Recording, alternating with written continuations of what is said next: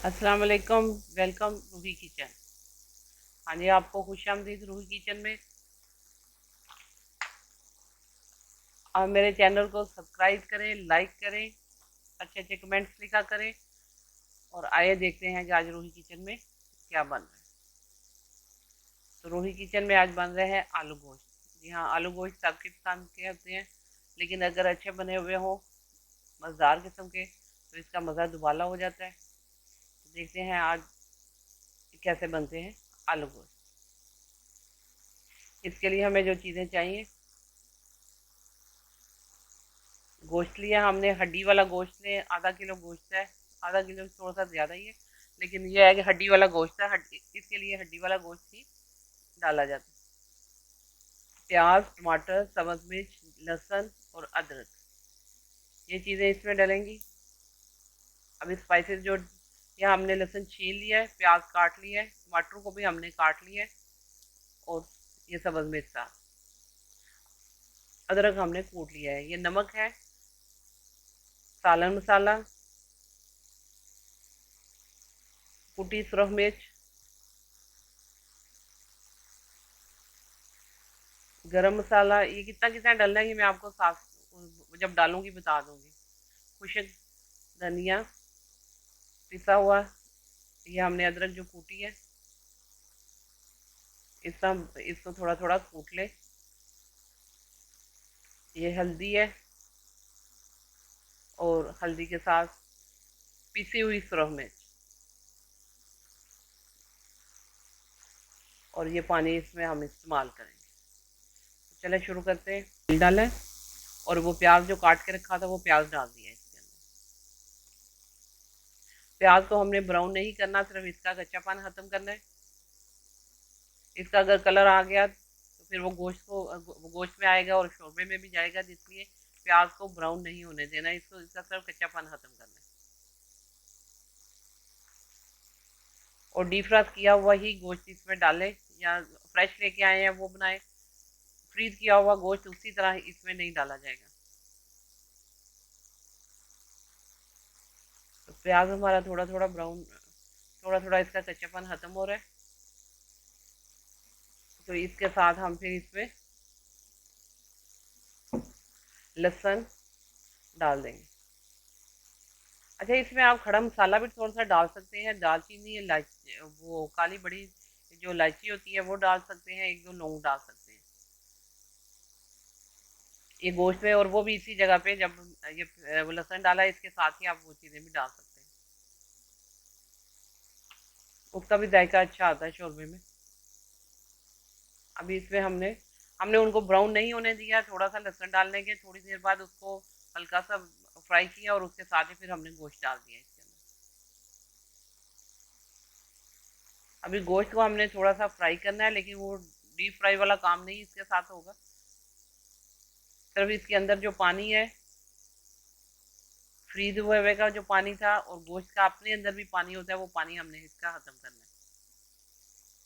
अब गोश्त को जब धो के रखते हैं, तो धो के रखा हुआ जब दो दफ़ा तीन दफ़ा भी इसमें धोए, तो थोड़ा थोड़ा इसका ब्लड जो है वो निकलता है, उसके अंदर पानी के अंदर आएगा। वो वाला जो पानी, इसके अंदर जो ब्लड है, वो हमने ख़त्म करना है। इसके लिए हम अगर इसको इस तरह पहले फ्राई करेंगे, तो वो पानी जो ब्लड वाला है वो ख़त्म हो जाएगा। वो ख़त्म हो जाएगा तो शोरबे का जायका अच्छा होगा, और गोश्त का जायका अच्छा बनेगा। ये चाहे आपका कुर्बानी वाला गोश्त हो, दूसरा गोश्त बाजार से लाया हुआ हो, इसी प्रोसेस इसी तरीके से बनाएंगे तो गोश्त में बिल्कुल वो महक सी नहीं होगी, जो अक्सर जो है ना वो नुकसान की जाती है। और उसी को ख़त्म करने पे ही इसको इतना फ्राई किया जाता है कि गोश्त सारा ख़त्म हो जाता है उसी के अंदर। ये अदरक हमने इसमें डाल दिया, अदरक का जायका भी थोड़ा सा इसमें आएगा। थोड़ा सा इसको फ्राई करने के बाद इसमें अदरक डालना है, वरना अदरक नीचे लगना शुरू हो जाती है, फ़ौरन चिपकना शुरू हो जाते हैं।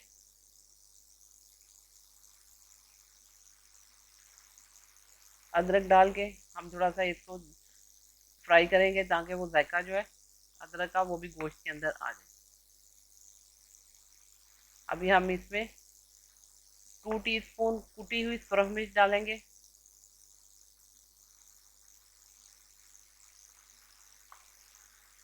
इसमें हम 2 टीस्पून ही सालन मसाला डालेंगे।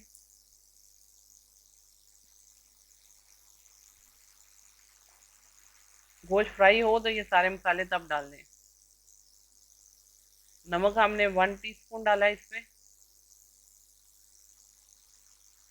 अभी देखा आपने गोश्त थोड़ा श्रिंक हो गया है कि उसका अंदर का पानी खत्म हो गया जो है ना। हल्दी हमने 1 टीस्पून इसमें डाली है।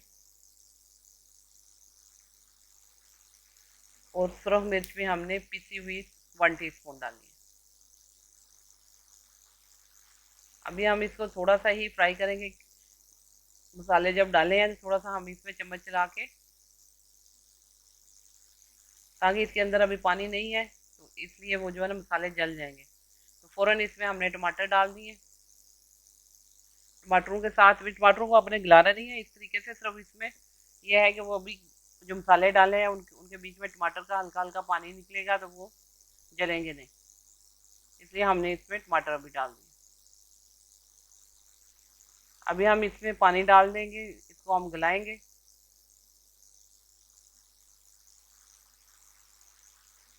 इसमें तकरीबन 2-2.5 गिलास तक आप इसमें पानी डाल दें।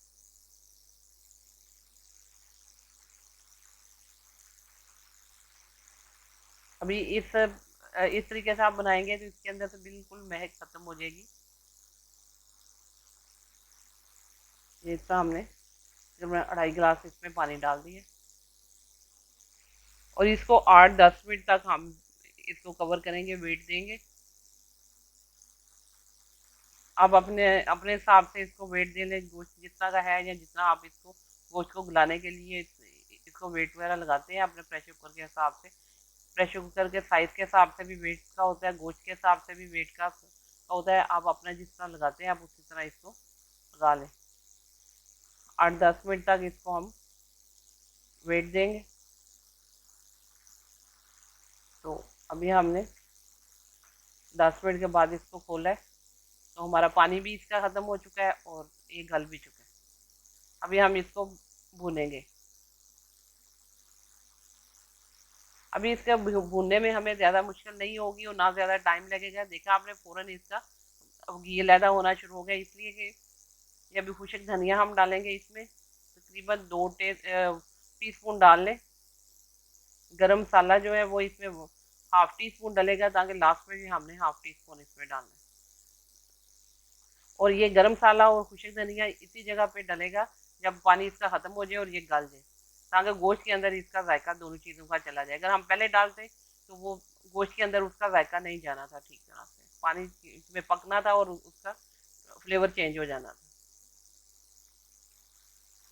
आपने देखा कि ये अभी इसको तकरीबन 2 मिनट 3 मिनट लगेंगे और ये भून जाएगा। इसको हमें अभी ज़्यादा इसमें भूनना नहीं पड़ेगा और ना इसकी महक ख़त्म करने के लिए इसको इसका कलर चेंज करना है। ये जितना सुरख कलर आपका आपको नज़र आ रहा है ये बिल्कुल इसी तरह ही आखिर तक रहेगा।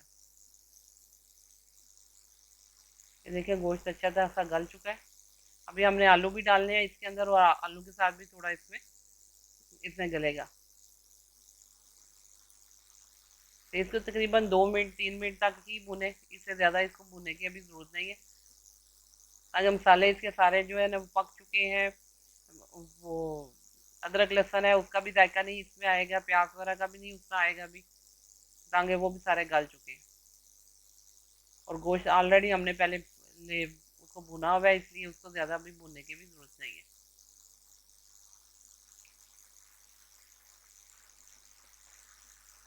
इसमें वो गरम मसाले का भी अभी अच्छा सा जायका आ जाएगा। खुशक धनिया का बहुत ही अच्छा जायका आता है।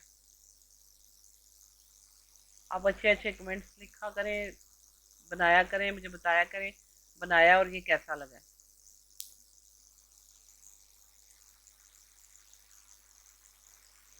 अपने दोस्तों के साथ शेयर करें इसको। मेरे चैनल को सब्सक्राइब करें, लाइक करें। हमने तकरीबन इसमें दरमियाने 3 आलू जो है काट के डाल दिए हैं। आलू का यही साइज़ ही रखना है, बहुत छोटे आलू भी नहीं डालेंगे और इससे बड़े आलू भी जो है ना वो नहीं, ताकि गोश्त की बोटी के हिसाब से जो है ना वो आलू को डाला जाता है।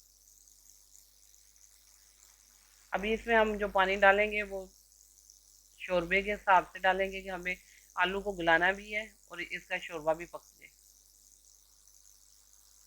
और इसमें जो चीज़ें और डालनी है वो हमने आखिर में, फिर जब इसको वो आलू गल जाएंगे तो उसके बाद डालनी है।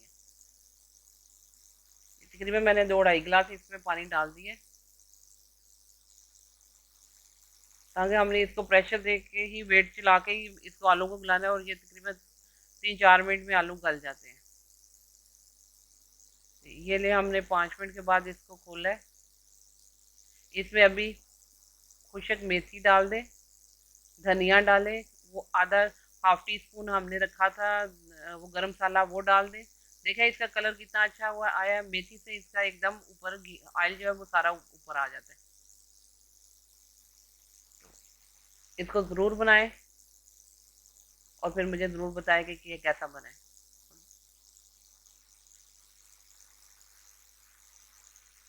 खुदा हाफिज़।